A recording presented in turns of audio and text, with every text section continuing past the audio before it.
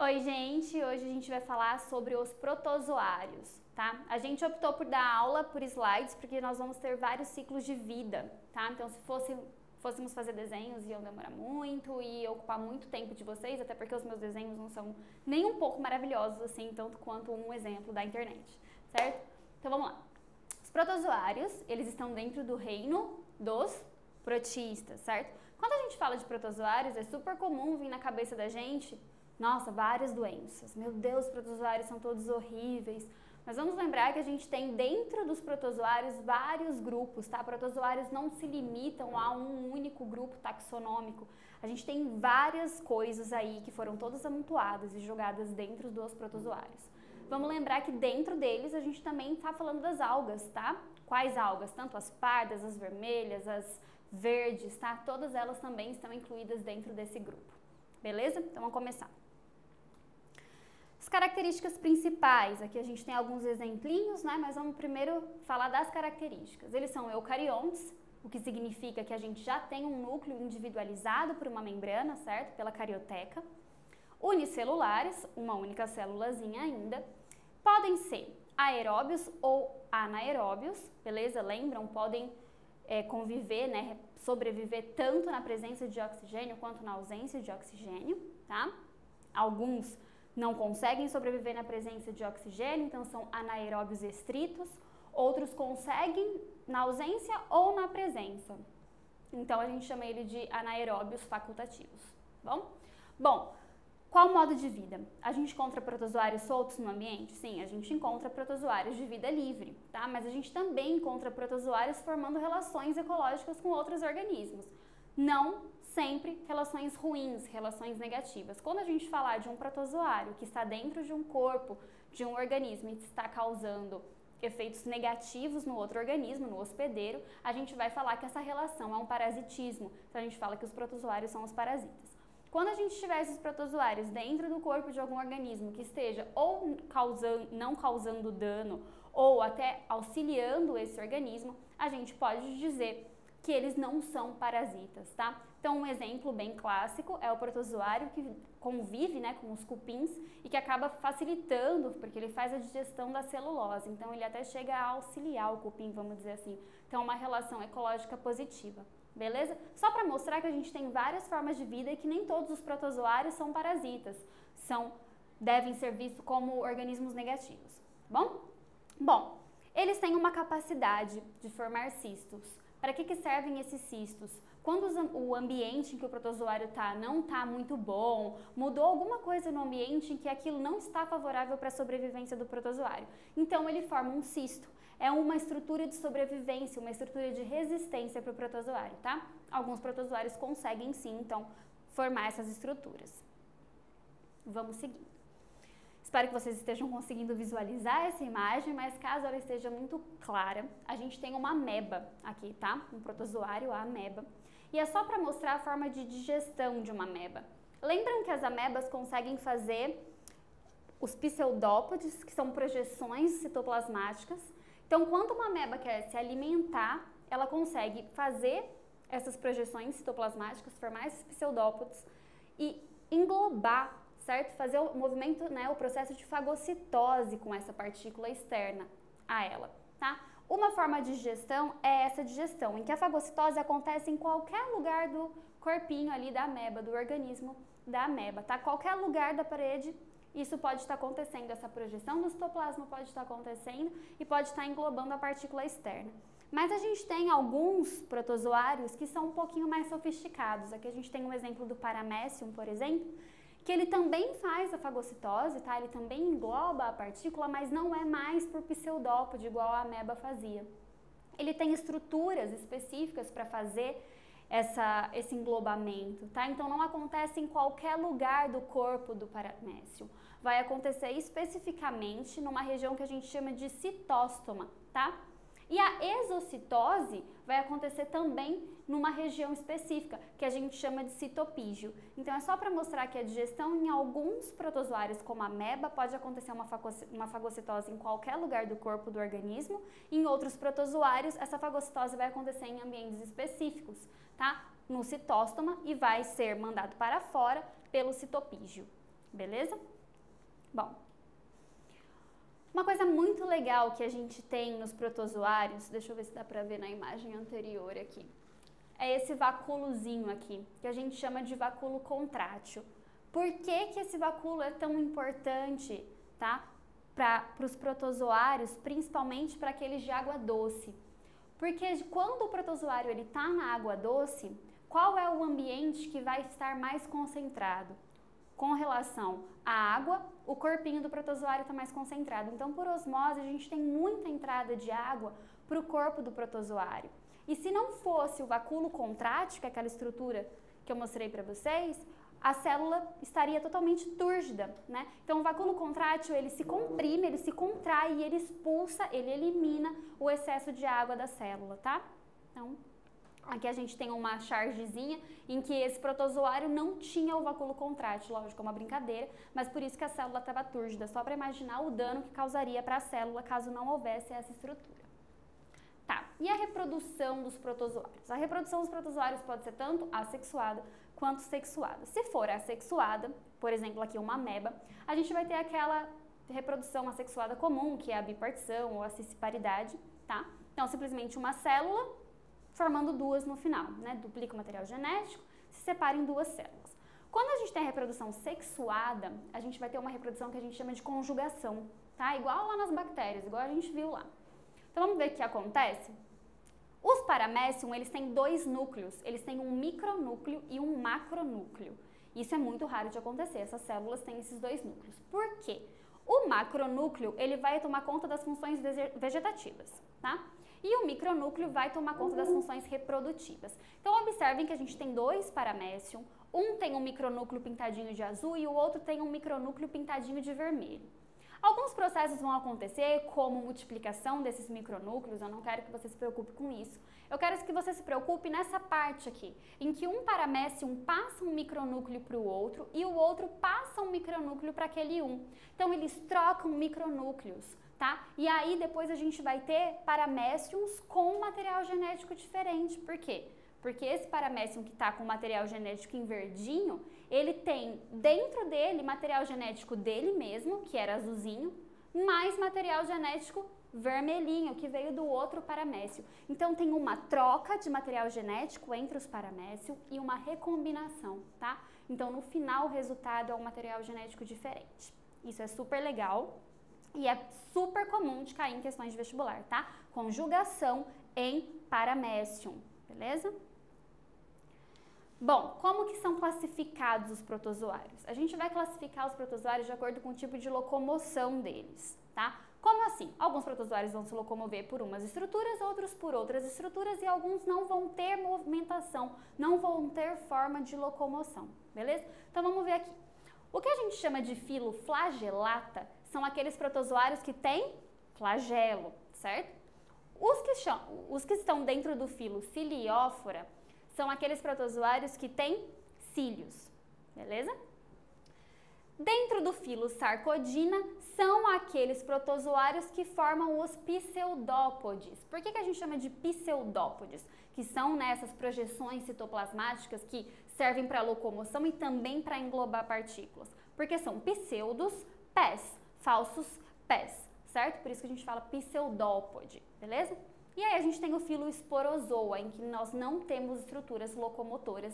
Os organismos daqui não se locomovem por estruturas, tá bom? Então, só para dar uma lembradinha, dentro de flagelata, com flagelo a gente tem os gêneros Leishmania e a espécie Trypanosoma cruzi, certo? Que causam doenças. Em ciliófora, a gente tem o paramécium, que é aquele cheio de ciliozinhos que a gente já viu numa imagem anterior e que faz a conjugação, certo? E aqui, quem tem pseudópodes são as amebas. Lembrando que nem toda ameba é parasita, tá? Por exemplo, duas espécies aqui, a Entamoeba coli, ela é comensal, ela não causa dano para o hospedeiro. Já a Entamoeba histolítica, ela causa amebíase, ela causa problemas para o hospedeiro, tá bom? Causa doença. Então, vamos começar pelos principais tipos de doenças que a gente encontra sendo causados por protozoários. Primeira doença aí que a gente tem é a doença de Chagas, que é causada pelo protozoário Trypanosoma cruzi, tá? A gente tem o ciclo aqui, e lembrando que além do protozoário, a gente vai ter um hospedeiro intermediário nesse ciclo, que é o hospedeiro que vai carregar esse protozoário e vai fazer a contaminação no ser humano. Então, quem participa aqui desse ciclo, além do ser humano e do protozoário, é o inseto barbeiro, né? Então, o barbeiro se contamina com o protozoário e vai, então, levar através de sua picada esse protozoário para outro ser humano. Deu para entender? Bom, os protozoários e o Trypanosoma cruzi também, eles têm várias formas e eles podem ter várias formas dentro do ciclo de vida deles. Tá? Então, sempre que eu olhar um Trypanosoma cruzi, ele vai ter um corpinho alongado, com um flagelinho, vai ser assim? Não. Em algumas etapas do ciclo de vida dele, ele vai ter outro formato de corpo, tá? Isso é raro de cair em questão, mas no ciclo de vida vocês vão conseguir ver esses nomes, são nomes estranhos, nomes diferentes que estão relacionados à morfologia, tá? Então, eu vou ler com vocês cada etapinha do ciclo, para que a gente entenda melhor e nesse caso, nesse ciclo, a gente vai estar dando nomes para cada tipo de morfologia que a gente tiver, tá? Então, a gente começa aqui com o inseto, o barbeiro, certo? Picando e defecando, porque que acontece? Os protozoários dentro do barbeiro, eles vão estar localizados na parte intestinal, tá? Do inseto. Então, quando ele pica o ser humano, não é pela picada que ele injeta os protozoários no ser humano. Ele defeca. Ao mesmo tempo que ele pica, ele defeca. Aí o ser humano vai lá e coça. Quando o ser humano coça, ele arrasta as fezes para próximo da aberturazinha da picada, certo? Então, aí sim que ocorre a contaminação. Então, aqui a gente tem o inseto pica e defeca ao mesmo tempo. Qual é a forma morfológica do protozoário nessa hora? Ele é tripomastigota, tá? Depois vocês olhem o que é uma forma tripomastigota, mas é uma forma que tem uma membrana ondulante, tem um flagelinho, tá bom? E aí os tripomastigota vão invadir a célula e vão mudar de forma. Então eles invadem as células do ser humano e mudam de forma para a mastigota. O que é a forma mastigota? Não tem mais o flagelo, tá? Os amastigota vão se multiplicar de forma sexuada dentro da célula humana. E aí eles vão sair da célula humana e infectar outras células humanas, tá bom? Depois eles caem na corrente sanguínea humana, vão se disseminar. E aí, enquanto eles estiverem na corrente sanguínea, pode acontecer de um barbeiro picar uma pessoa que estava infectada e o barbeiro não estava infectado, mas a partir desse momento que ele picou a pessoa infectada, ele ingere, então, os protozoários, tá? Ele se infecta. E aí, dentro do barbeiro, a gente vai ter outras modificações morfológicas do protozoário. Então, quando ele é ingerido, tá? Ele é ingerido na forma de tripomastigota. Ele era mastigota lá na célula do humano. Quando ele cai na corrente sanguínea do humano, ele se transforma em tripomastigota. Quando o barbeiro pica o humano infectado, então ele absorve as tripomastigota, tá? Então, dentro do barbeiro, essas tripomastigota vão mudar de forma de novo, vão se transformar em epimastigota, é uma formazinha diferente, tá? Uma morfologia diferente. Vão se multiplicar e aí, então, quando for contaminar o ser humano, de novo, vai estar na forma de tripomastigota, tá bom? Então, são várias formas, isso é super complicado? Sim, isso é super complicado. O que você tem que ter em mente, tá? É que o barbeiro, quando está contaminado, pica o ser humano, defeca ao mesmo tempo, o ser humano coça, entra em contato com esse protozoário vai infectar as células humanas, vai cair na corrente sanguínea, e aí um outro barbeiro que não esteja infectado pode vir puxar então esse sangue, né, sugar esse sangue que está infectado, e aí ele vai levar para outras pessoas que não estavam infectadas antes, e assim o ciclo acontece, tá? O que você tem que ter em mente é isso. Eu só estou falando das formas diferentes para que você saiba que existem formas morfológicas diferentes para o protozoário Trypanosoma cruzi, beleza? Bom, e aí o que acontece, tá? Quando entra na célula humana, principalmente, a gente vai encontrar o protozoário nas fibras musculares cardíacas. E aí o principal problema, então, vai ser no coração do ser humano, tá? Então, a gente vê aqui um coração de uma pessoa normal, que não está infectada pelo protozoário. Ele tem 350 gramas. Quando a gente vê um coração que está infectado, que a gente chama de coração chagásico, ele tem 550 gramas. Então, a gente vê que o coração está muito inchado, tá muito pesado. E essa é, então, uma característica da pessoa com doença de Chagas, porque a gente tá com o coração grande, então a gente chama de cardiomegalia.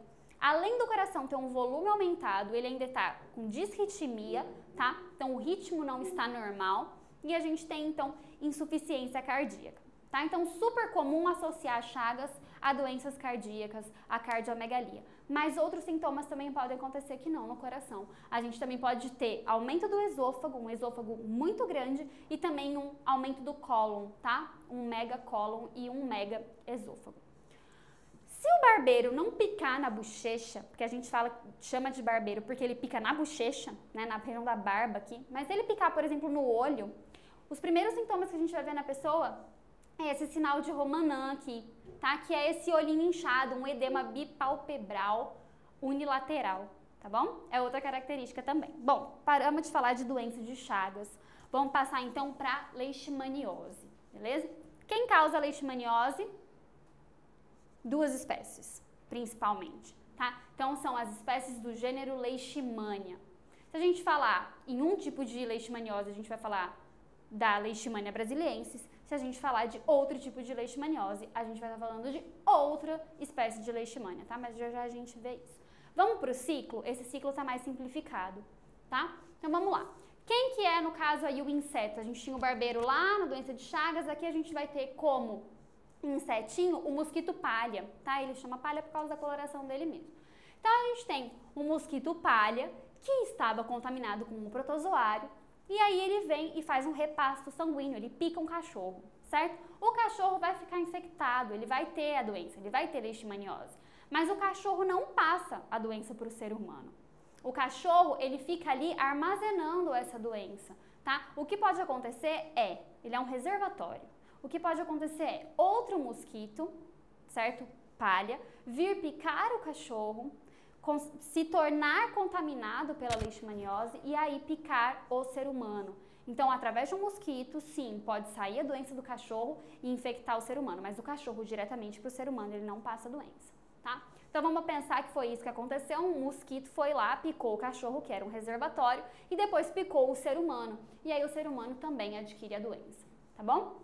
Bom, nesse caso, o protozoário, então, estava na probóscide do mosquito, né? Porque foi na hora da picada que já contaminou o ser humano. Lembrando que no barbeiro estava na região intestinal, por isso que ele defecava, tá bom? Bom, o que causa, né? O que vem a ser a leishmaniose? A gente tem dois tipos, como eu falei. A leishmaniose tegumentar, a doença leishmaniose tegumentar, ela é causada pelo protozoário Leishmania brasiliensis. E quando o protozoário infecta, ele infecta células, tá? No tegumento mesmo, na pele. Então, a gente vê nessas ulcerações na pele. São super comuns, tanto nos cachorros quanto nos seres humanos, tá?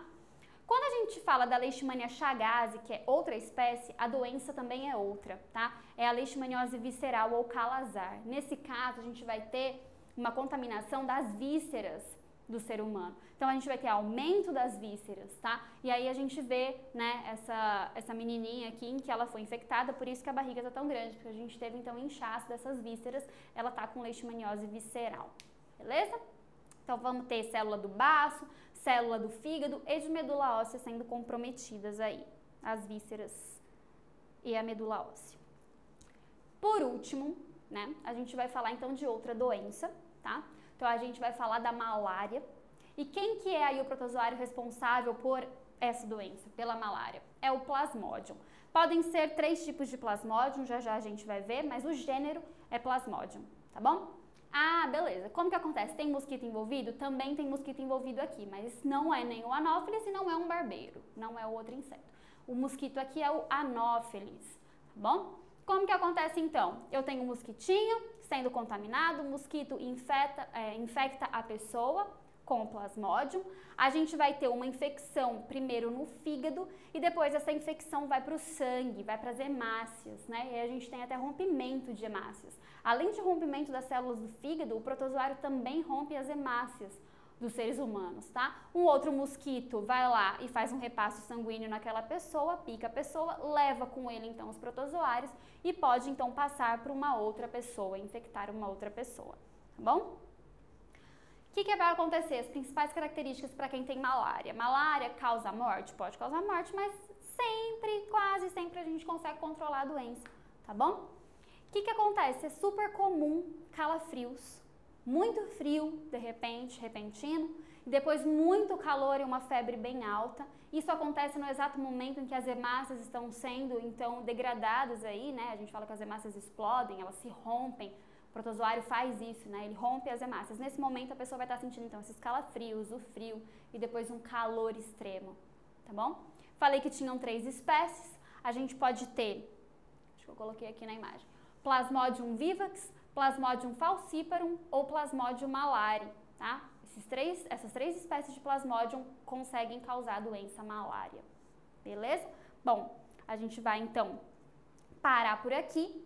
Sobre protozoários, a gente vai falar dessas 3 doenças principais e eu espero que vocês tenham entendido as 3 perfeitamente. Mas não deixem de pesquisar pelas outras doenças causadas por protozoários, que são menos comuns de serem cobradas, mas também podem ser, certo?